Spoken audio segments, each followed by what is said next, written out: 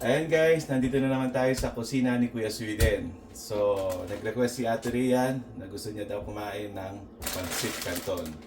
So, gagawin natin ngayong araw na to, magluluto tayo ng special na pancit canton. Itong recipe na to ay napaka-special dahil yung pinagsama-samang recipe nila Panlasang Pinoy, ni Chef Boy Logro, ni Chef Ninong Rai, yan, ni Aling Nena, ni Aling Lusing, ni Aling Bebang, yung nagkakarinderya sa kabay kanto ng Panings dyan sa may San Fernando.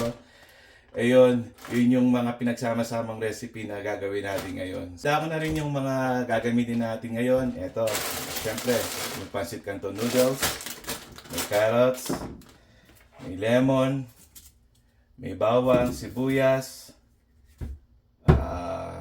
wala akong toyo pero may toyo rito. At patis, oyster sauce, celery, cabbage, mayonnaise. Hindi kasama to. Display lang dyan. So ngayon, guys, umpisa na natin ang pagluluto ng special na pancit canton. Yan guys, medyo kumukulo na. So ilalagay na natin yung noodles. Ayan. Ayan.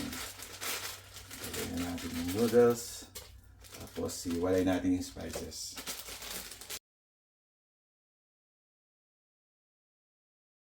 Ayan guys, special pancit canton para kay Ate Rian. Ate Rian, ito na yung pancit canton mo.